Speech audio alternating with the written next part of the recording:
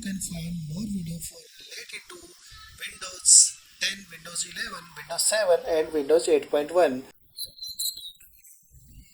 Right click on desktop option and select here color option. After that, select here choose your color custom mode and click here light mode. Select this option. Here and launch again Explorer.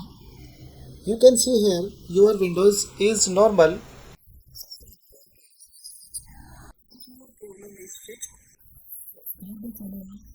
Hit the bell icon and say go browser.